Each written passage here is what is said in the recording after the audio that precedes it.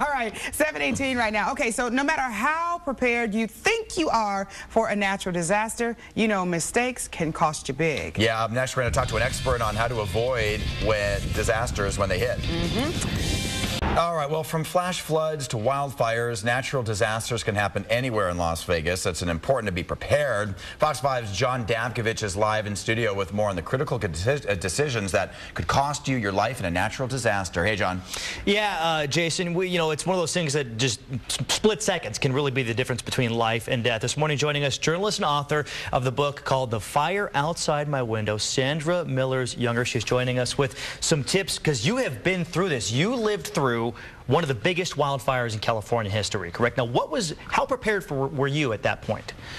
You know, John, it's hard to be prepared. This happens to everyone. Suzanne Summers and Sean Penn both lost their homes in wildfires, just like I did. And even worse, 12 of our neighbors were killed in the Cedar Fire, the biggest wildfire in California history. I was almost among them. So thanks for having me to share these tips with your viewers. You know, I think most people just assume in any disaster, oh, police or fire will respond. But what really is, I mean, what's the reality of that? Sometimes it can be longer than you would think. Absolutely. The reality is that one definition of a natural disaster is that the authorities will be overwhelmed. So you need to be able and prepared to take responsibility for yourself. So let's go over this. What is the biggest mistake that people make in terms of preparing for a disaster? Biggest mistake is ignoring red flags. You see this? If I had looked at the newspaper the morning the Cedar Fire hit,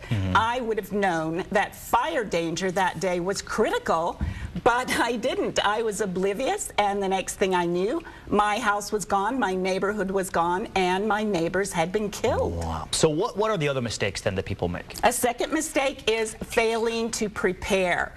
Do you have an evacuation plan? Would you even know where your car keys were if you woke up in the middle of the night in the middle of a natural disaster, as my husband and I did?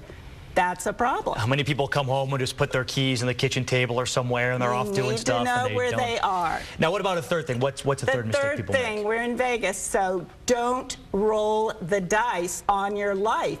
The third big mistake is waiting too long to leave. Most people are killed in disasters because they stick around until things get really scary. So you want to get out while you still can.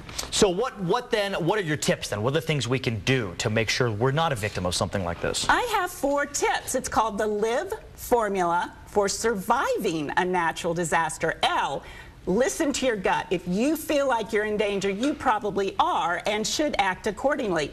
I, inform yourself. Of course, pay attention to the news and the weather. You can even get a scanner app for your phone so you can listen to the emergency responders. V, value yourself more than your possessions. Don't waste precious seconds loading your car. And E, the biggie, evacuate early. Don't stick around. Well, the book is called The Fire Outside My Window, A Survivor's Tale. Tells the true story of California's epic Cedar Fire. Sandra Millers Younger, we're very grateful you made it through that, and thank you so much for doing this morning. Thank you so much for having me. Back to you guys. Wow, 12 of her neighbors perished. Thank you for the tips. We appreciate it.